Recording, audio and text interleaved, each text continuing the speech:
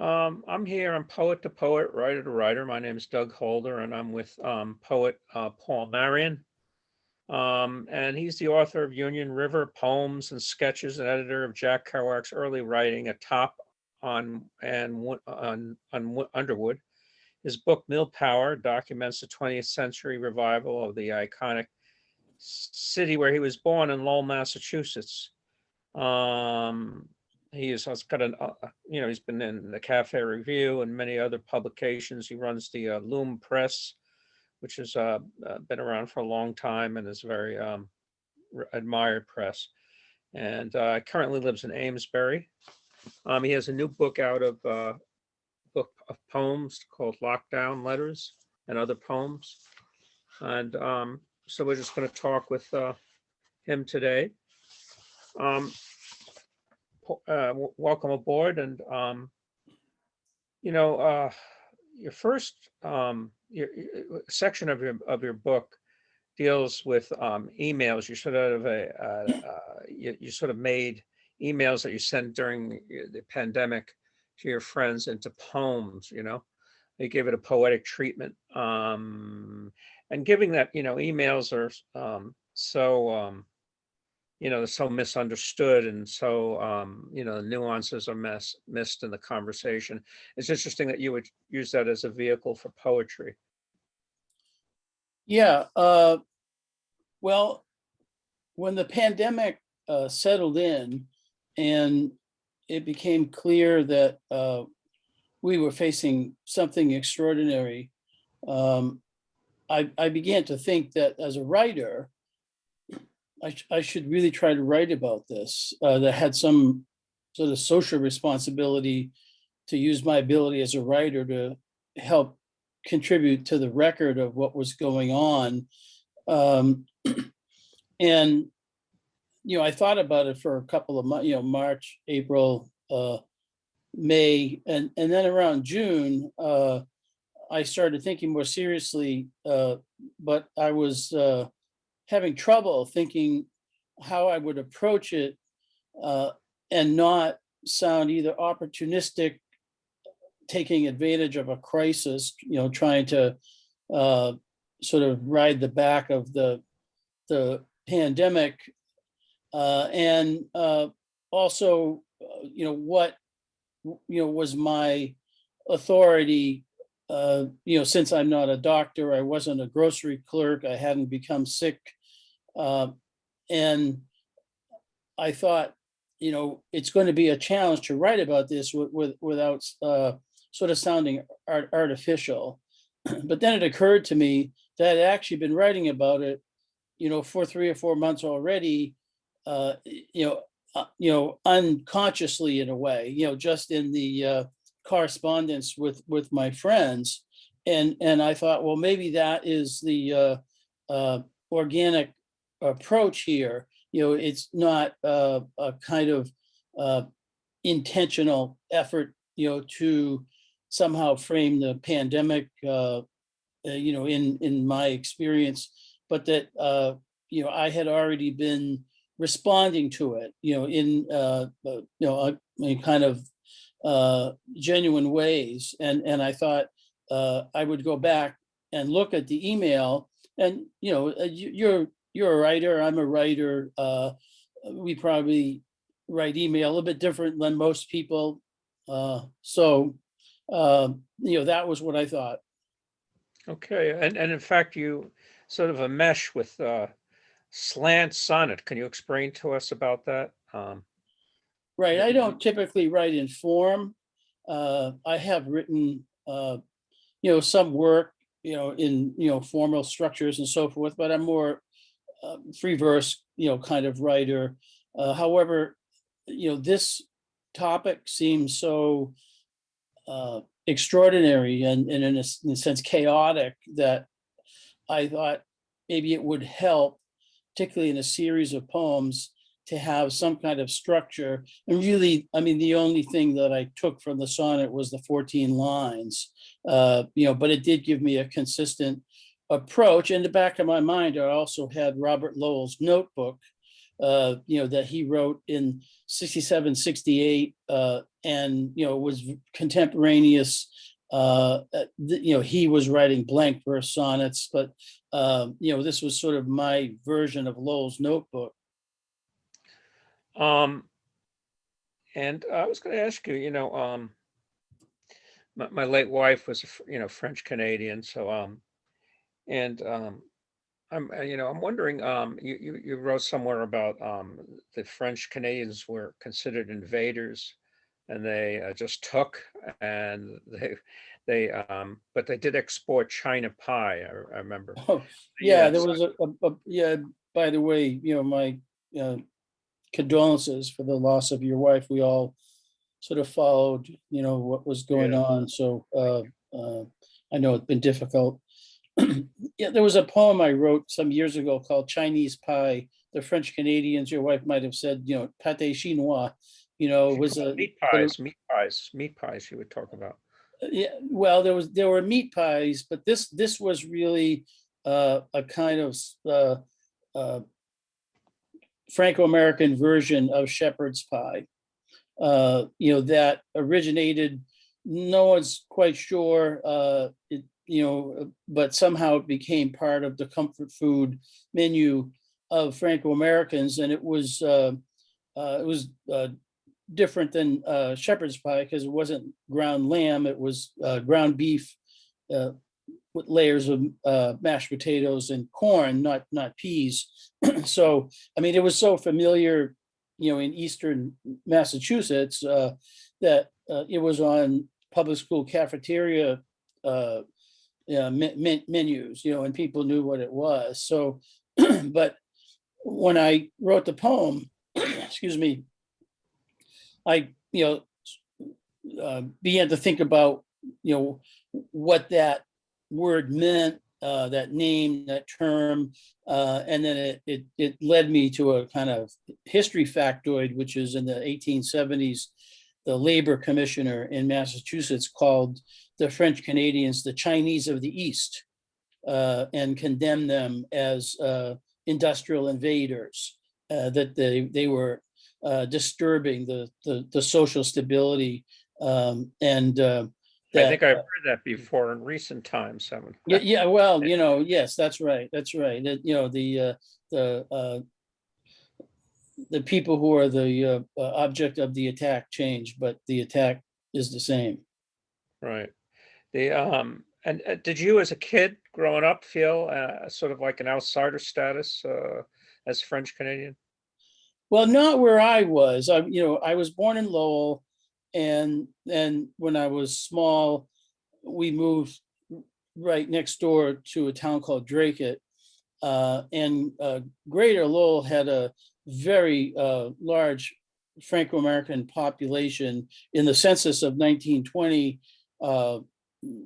Lowell had 112,000 people, and there were 20,000 French Canadians. So you didn't feel, outside the norm, even,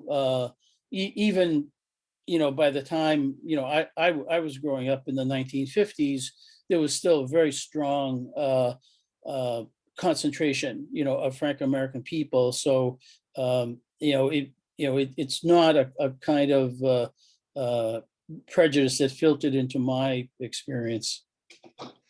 But food, we're getting back to food, but food, sometimes years ago, food, someone told me in graduate school, an advisor or something, that I was writing about food and Jewish literature, and she was saying, this seems kind of trivial, but food, I don't think is, now is recognized as a scholarly subject. I don't think food is trivial at all. I think it's the texture of life, don't you? Oh, I think absolutely. And, just going back to the lockdown poems for a minute, Yeah, one of the things that, became very important, to everybody during the lockdown, especially the, first 6 or 8 months,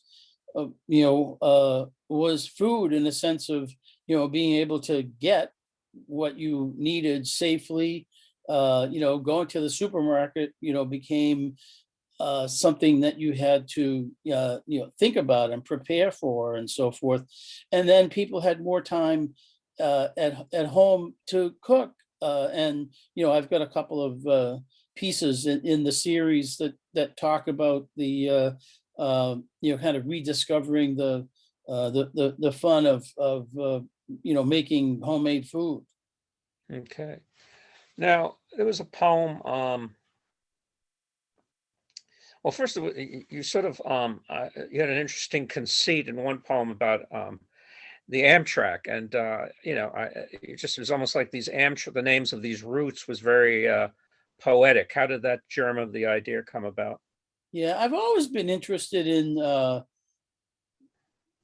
what I don't know, unconventional form, the list poem Yeah, or found poems. And we poets particularly are fascinated by language. And and many of us are fascinated by trains as well. well trained, yeah. And like at some point in one of my notebooks, I must have been looking at a Amtrak schedule or something, and I wrote down a whole list of the names of trains that run around the country. Many people don't know that these routes have names, and it's a little bit like Whitman saying the United States is the greatest poem of all, by just saying out loud, by naming these different train route names. It's like an expression of Americana. Hmm.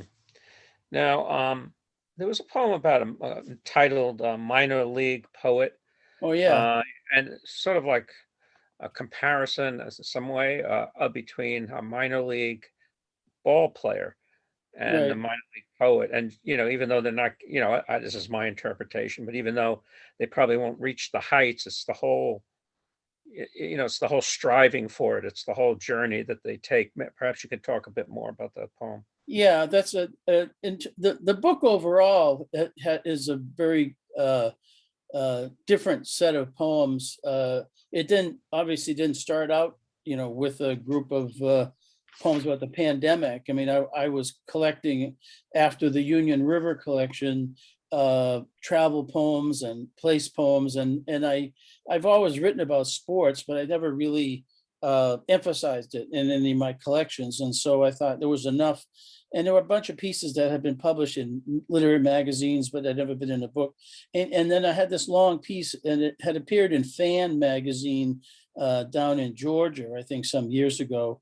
And it's a multi-part poem about an imaginary minor league baseball player. But of course, I was playing off the idea of minor poet, as Right. well. And, some kind of sort of sympathy, for, the baseball player, who makes, a tremendous attempt and has ambitions and doesn't quite make it, and that's always also the case for, most writers, they don't get, into the higher orbits.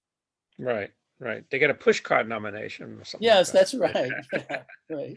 Um, so, could you read us several, couple of poems from your book? Yeah, Your sure. choice, your choice. That, do you have a preference of like, Well, I like, well, the poems I mentioned I like, but that's up to you what you want to read. okay, well, when I read a couple from the lockdown series, and then I'll move on. Okay. So the series is set up as uh, the titles are all dates, and then in parenthesis, uh, name of the actual person, the real people that I wrote it to. So the first one comes on March 7th, and it's to my friends Marie and Dick. Turn the clock ahead. Well, funny, we're turning the clocks back today, right? I know, I forgot. Yeah. Turn the clock ahead. Tomorrow with Rosemary, I'll see Chath and Ken at their farm in Bolton for a walk in the orchard and a Thai meal. I'm worried that my upcoming book launch for the anthology of Cork and Lowell writers, figuring the virus will worsen each day and people will avoid getting together. The drama reminds me of a pulpy science fiction movie with breaking news flashes about another flying saucer landing in Budapest, two more in Pakistan, and now Scotland blacked out. The president sounds stupid as he bullshits his way through the crisis and spins info as if this disease is simply bad ink for him. The lockdown curtain came down just as my press was about to release an anthology of Irish writers and Lowell writers called Atlantic Current. How long has the Loom Press been around now? In its most basic form, since 1978. Wow. And we started out, really kind of guerrilla, doing photocopy broadsides at the quick print shop and dropping them off places. Mimeograph type stuff. Yeah. And then, we started to do some chapbooks, pamphlets, and then gradually paperback books and grew. And, now because I'm not working at the university, UMass Lowell anymore, I've got more time, and we're trying to do, 5 to 10 books a year now, which is, ambitious for an independent press, but we're excited about what's going on, and we started very much with a kind of Lowell Merrimack Valley focus, but we've broadened out now. Our latest book is a memoir by a woman, an artist in Harvard, Massachusetts, and she bought a farm and rescued an apple orchard, and at the same time kind of rebooted her own life. It's called The Artist in the Orchard. So, and I signed up a book of short stories by Carla Pansiera from Rowley, Mass. She's actually award-winning. She won the Grace Paley Award for her first book of stories, and then she won an award from an Italian American foundation for her first book of poems. She's really a terrific writer. So we're still kind of in the Merrimack Valley and aware of what's going on here, but we're working in a larger orbit with Loom Press. Here's a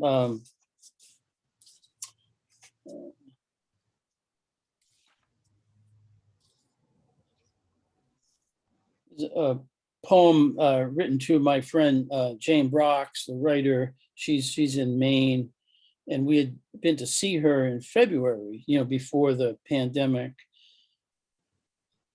Yes, Portland seems a half a year ago psychically. I hope you can write that piece about your dad's memory of the 1918 influenza and your own research. I'm just back from the supermarket where people robot walk the aisles, a change from 2 days ago. No bright eyes, a searching look like tornado survivors, but we're not there yet in immediate danger. At least it doesn't feel like it. The threat is invisible, insidious in a way that a flood or a twister is not. I imagined people's brains clicking. What can I buy that'll last? They want bread to freeze and bathroom tissue.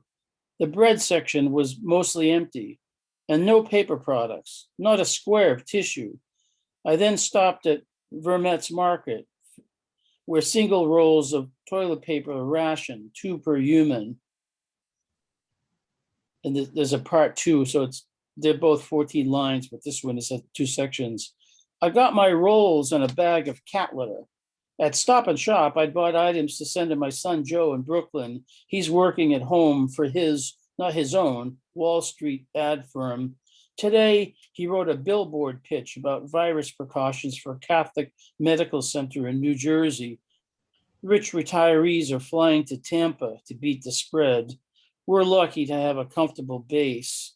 On the web from Italy, I scanned pages of obituaries, those lost so far in one city of 100,000. Weeks ago, American travelers were warned to avoid northern Italy. The nightly reports are brutal. In beautiful Milan, which Rosemary and I toured last summer, everything is closed. The one side benefit being cleaner air. while the cars, taxis, and trucks stay parked. And it was, a lot of mundane, kind of observation about information that I was taking in, and then, my feelings about it. There's we were speaking of food earlier, and there's a piece here about a friend of mine who made a particular pasta dish, and it was a name I had never heard of. And when I heard the name, I said, "Well, I got to write something." And the name of the dish is slumgullion. I don't know if you've ever heard that. In the time of the virus, every other Wednesday, Marie concocts pasta stew with ground beef, elbows, chopped tomatoes, onions, green peppers, crushed garlic, and a jar of branded red sauce, filling a deep stainless pan. Her slumgullion will last a week, better reheated on the stove or given a second life topped with sliced cheese in the oven. We've all been home cooking in the long lockdown, stirring up favorites, thumbing through Julia's book, watching Jacques Pepin quick videos via laptop, lifting tips from the Boston Globe food writers. Our sharp knives get a workout. No need to rush. This dish could use a little hot sauce too. Let me read that that Chinese pie poem. I think it's in this book. Yeah. Right.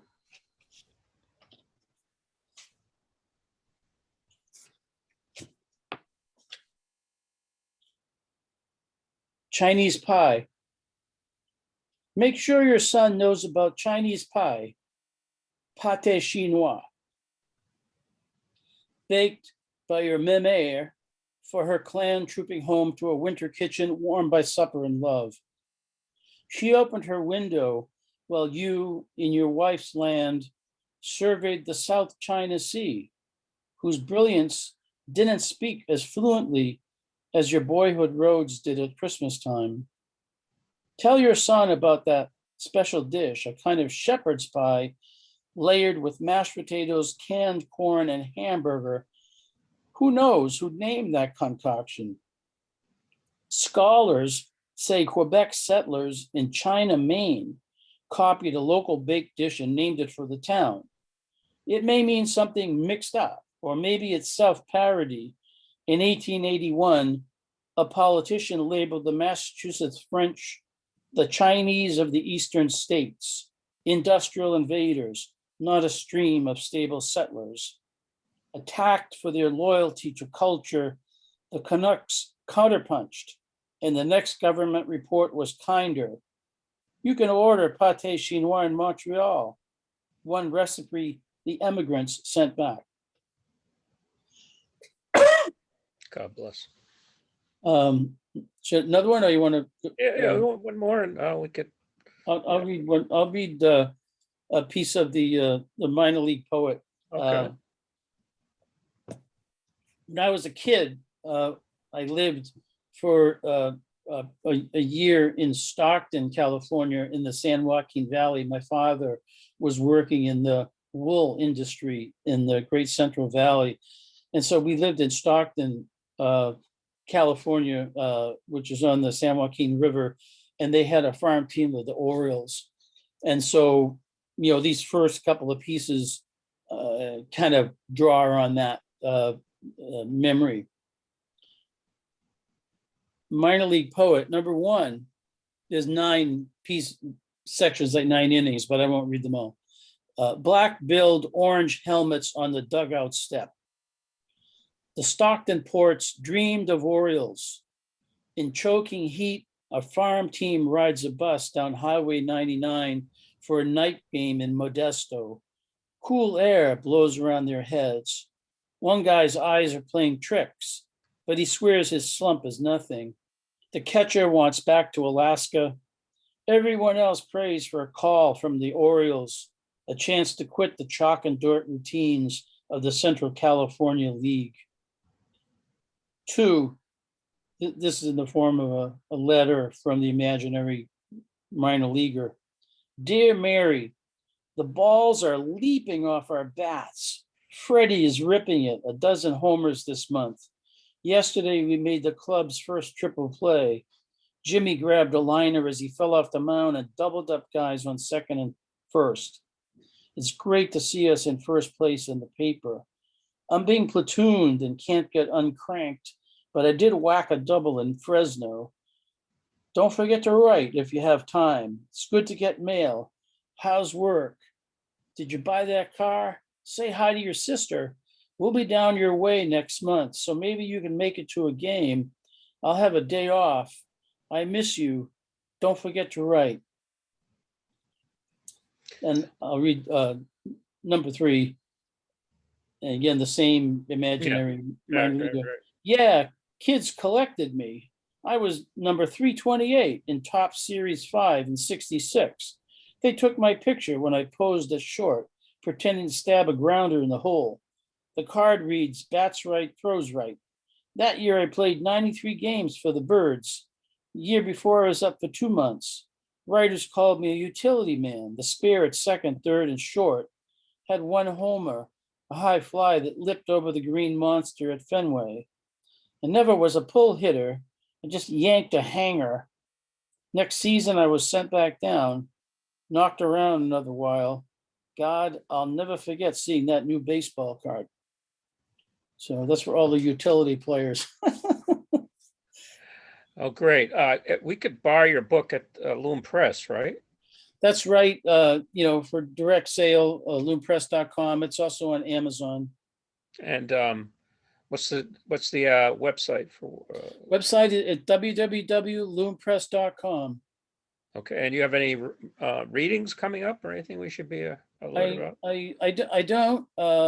Although I would mention, just with my Loom Press hat on, that in December we expect to release the 25th anniversary edition of Michael Casey's Mill Rat poems. Oh, right. I know you've interviewed Michael. His small press publisher, Dastra Press, went out of business a year or so ago. Isn't he still doing stuff though occasionally? Gary I don't know. He might be doing some letterpress like on demand, but he, as far as I know, he shut down the press. And so Michael let me know that, and so I said, well, why don't we talk about bringing the book back, as a Loom Press publication. And it just so happened that this year is the 25th anniversary. So we're going to have an expanded edition along with commentary in the back. So we'll let you know about that when it comes out. Great. Well, thank you so much for being on Poet to Poet, Writer to Writer. Thank you for having me. I really appreciate the opportunity to speak to you and all those who are listening and watching.